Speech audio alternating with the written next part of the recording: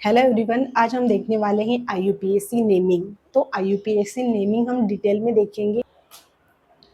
तो यहाँ पर कुछ और कंपाउंड को लेते हैं और उनकी नेमिंग करते हैं और अच्छे से समझते हैं। तो यहाँ पर देखते हैं तो इसमें 1 2 3 4 5 6 7 और 8 कार्बन आ रहे हैं। टोटल 8 कार्बन है। तो अब सब्स्टिट्यूएंट को देखते हैं हम कि किस साइड से पास में बढ़ता है। तो इस साइड से देखते हैं तो 5 पर आ रहा है सब्स्टिट्यूएंट। इस साइड से देख रहे हैं तो 3 पर आ रहा है।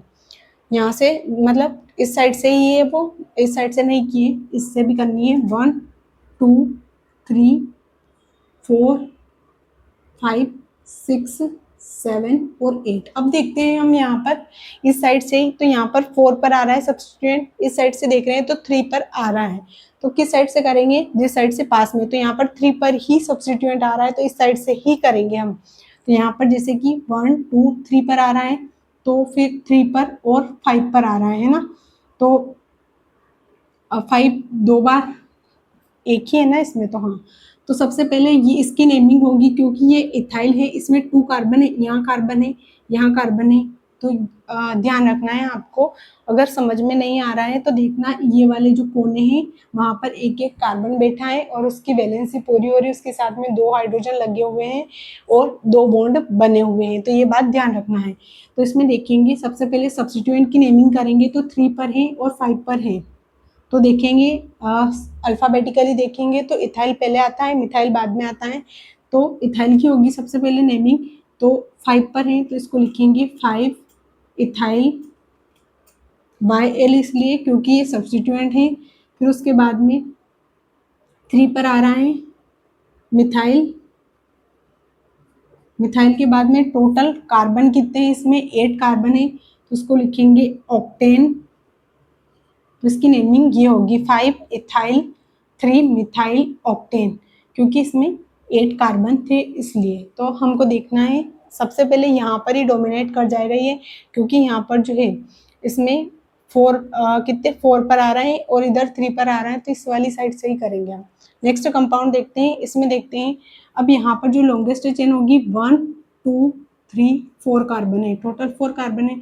अब इसमें इस वाली साइड से करते हैं हम, और कौन सी भी साइड, जैसे कि यही होगी स्टेट, इसमें सबसे ज़्यादा कार्बन आ रहे हैं 1 2 3 4। तो यहाँ पर 4 कार्बन है। उसके बाद में सब्स्टिट्यूएंट कितने पर है? 2 पर है और 3 पर है। तो इस पर 2 पर 2 है और 3 पर भी 2 है। तो सबसे पहले 2 पर आएंगे, 2 2 3 3 और कितने हैं? तो यहाँ पर और टेट्रा हो जाएंगे, क्योंकि 2 और 2 ये हो जाएंगे 4। तो टेट्रा टेट्रा मिथाइल मिथाइल और ब्यूटेन। 1 2 3 4, हाँ। तो इसको लिखेंगे ब्यूटेन। तो यहाँ पर 2 पर थे 2 सब्स्टिट्यूएंट, ये यहाँ पर कार्बन है मतलब CH3 है, क्योंकि एक बॉन्ड तो बना हुआ है, इसके साथ में 3 हाइड्रोजन लगे हुए हैं तो इसको CH3, तो ये मिथाइल हो गया। यहाँ पर भी है, यहाँ पर भी है, यहाँ पर ही है, तो ये हो जाएगा टेट्रा मिथाइल ब्यूटेन 4 कार्बन के लिए। 2 पर था, यहाँ पर जैसे 1 2 3 और 4 कार्बन है इसमें, है ना। तो 2 पर है 2 है इसलिए इसको 2 बार लिखा है। 3 पर थे तो इसको भी 2 थे तो इसको 3 3 टेट्रा मिथाइल ब्यूटेन। अब नेक्स्ट कंपाउंड को देखते हैं। यहाँ पर देखते हैं तो इसमें 1 2 3 4 इधर से करते हैं तो 4 आ रहे हैं। फिर 1 2 3 4 इसमें भी लेते हैं तो टोटल जो कार्बन है मेन चेन में वो 4 से ज़्यादा नहीं आ रहे। किसी भी साइड से करते हैं तो कौन सी भी साइड ले सकते हैं। 1 2 3 4 है ना। तो 2 पर है और 3 पर है तो इसको लिखेंगे पहले 2 3 और सब्स्टिट्यूएंट कितने हैं? 2 हैं तो इसको लिखेंगे डाई मिथाइल। उसके बाद टोटल कार्बन 4 तो ब्यूटेन लिख देंगे इसको। नेक्स्ट देखते हैं तो इसमें 1 2 3 4 5 किसी भी साइड से करें 1 2 3 4 5 इसमें 5 कार्बन ही आएंगे लॉन्गेस्ट चेन में। सब्स्टिट्यूएंट 1 2 3 पर आ रहा है, इस साइड से करते हैं तो 1 2 3 इस साइड से करते हैं तो 3 पर ही आ रहा। इसमें भी 1 2 3 पर ही आ रहा। तो इसमें देखते हैं इस वाली साइड को, जैसे 1 2 3 और 4 और 5 इसमें 5 हैं तो 3 पर आ रहा है तो इसको लिखेंगे 3 3, कितने हैं 1 2 है ना, तो 2 कार्बन है तो उसको लिखेंगे डाई इथाइल, क्योंकि 2 है तो di ethyl 3 3 di ethyl pentane, है ना। अब नेक्स्ट देखते हैं, तो यहाँ पर ये वाला छूट गया, इसमें भी देखेंगे तो यहाँ पर 1 2 3 4 5 6 कार्बन आ रहे हैं, लॉन्गेस्ट चेन यही होगी शायद, तो 1 2 3 4 5 6 7, तो ये वाली लॉन्गेस्ट चेन हो जाएगी अपनी, क्योंकि इसमें 7 आ रहे हैं, इस वाले में 1 2 3 4 5 6 आ रहे हैं, है ना, और 1 2 3 4 5 इसमें 5 आ रहे हैं, तो इसको इस साइड से करेंगे तो 1 2 3 4 5 6 7, तो इसमें सब्सटीट्यूएंट कितने आ रहे हैं, तो यहाँ पर जो है इसमें एक सब्सटीट्यूएंट तो ये हो जाएगा हमारा, एक ये हो जाएगा, एक क्लोरीन हो जाएगा, तो चेन हमारी कौन सी रहेगी, ये वाली चेन रहेगी लॉन्गेस्ट चेन, ये वाली हो जाएगी, है ना, क्योंकि इसमें सबसे ज़्यादा जो है कार्बन आ रहे हैं।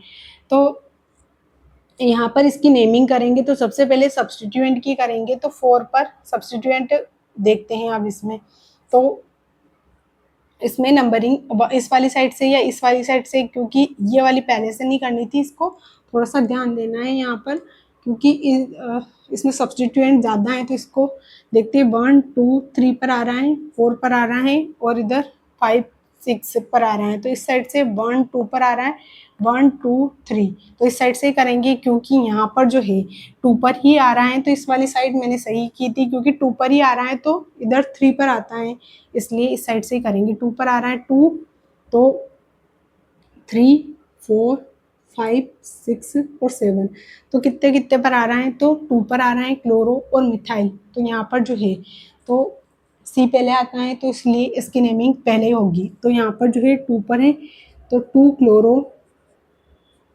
क्लोरो हो जाएगा, फिर उसके बाद में मिथाइल 4 पर है तो 4 मिथाइल 4, और कितने पर है 5 पर है, ये 4 5 है ना, तो यहाँ पर 4 और 5 पर है, इसको लिखेंगे डाई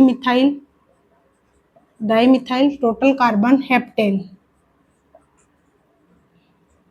नेक्स्ट देखते हैं, क्योंकि यहाँ पर जो है अल्फ़ाबेटिकली देखा है, क्लोरो पहले आता है तो इसलिए क्लोरो 2 पर है, क्लोरो 4 और 5, यहाँ पर जो है 4 और 5 पर है डाई मिथाइल, 2 मिथाइल है इसलिए, और टोटल कार्बन 7 तो हेप्टेन। अब देखते हैं इस वाले कंपाउंड को, यहाँ से 1 2 3 4 5 6 7 8 9 10, है ना, अगर ये वाली चेन हो तो ये जो है पूरे कितने हो रहे हैं, 1 2 इधर कर ही देते, 1 10 हो रहे हैं, 1 2 3 4 5 6 7 8 9 और 10, है ना, 10 कार्बन आ रहे हैं इसमें, तो 10 कार्बन है, इसमें सब्सटीट्यूएंट कितने आ रहे हैं, इसमें 2 सब्सटीट्यूएंट है, इस साइड से करते हैं हम तो 1 2 3 4 और 5 पर आ रहा है, इस साइड से करते हैं 1 2 3 4 5, दोनों ही साइड से 5 पर सब्सटीट्यूएंट आ रहा है, लेकिन यहाँ पर जो है यहाँ पर इथाइल है और यहाँ पर मिथाइल है, तो इस वाली साइड से ही करेंगे, क्योंकि इथाइल वैसे भी पहले आता है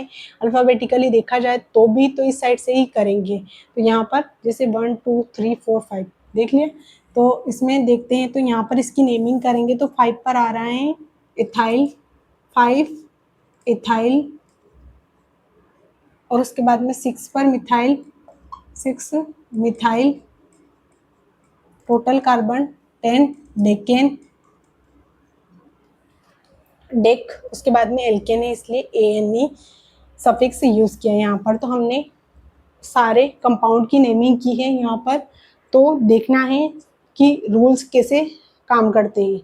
सबसे पहले हमने बेसिक चीज़ें देखी, फिर उसके बाद ही नेमिंग की, इसमें और भी कंपाउंड लेंगे और उनकी नेमिंग करेंगे, क्योंकि ऐसे इजीली समझ में नहीं आती है चीज़ें, इतनी आसानी से नहीं आती है, इसलिए जितने आप एग्जाम्पल ज़्यादा करोगे उतने ही अच्छे से समझ में आएगी। इसमें सब्सटीट्यूएंट जो रहते हैं उनका बहुत ध्यान रखना होता है, क्योंकि जो है फंक्शनल ग्रुप वाले कंपाउंड आते हैं तो उनमें ज़्यादा ध्यान रखना होता है, क्योंकि उनकी प्रायोरिटी का ऑर्डर रहता है, उसके अकॉर्डिंग ही नेमिंग होती है, तो एक से ज़्यादा जब फंक्शनल ग्रुप आ जाते हैं तो फिर हम वहाँ पर देखते हैं कि कौन जो है फंक्शनल ग्रुप बनेगा और कौन सब्सटीट्यूएंट बन जाएगा।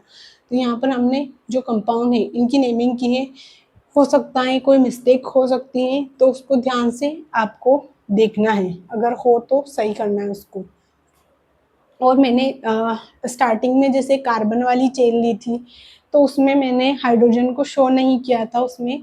तो आपको ध्यान रखना है कि कार्बन की वैलेंसी 4 होती है, वो सिर्फ समझने के लिए मैंने ऐसे कंपाउंड दिखाए हैं, क्योंकि वहाँ पर क्या होता है कि आपको अच्छे से समझ में नहीं आता है, इसलिए अगर जैसे कि कार्बन है तो उसके 4 बॉन्ड आपको पूरे करने हैं कैसे भी, अगर उसके बॉन्ड बने हुए हैं और उसकी वैलेंसी जैसे कि 2 बॉन्ड बने हुए हैं, और तो उसमें हम 2 हाइड्रोजन और जोड़ देंगे तो उसकी 4 वैलेंसी पूरी हो जाएगी। तो आपको नेक्स्ट जो लेक्चर होगा उसमें जो है कॉम्प्लेक्स सब्स्टिट्यूएंट मिलेंगे और साइक्लो एल्केन्स को देखेंगे हम।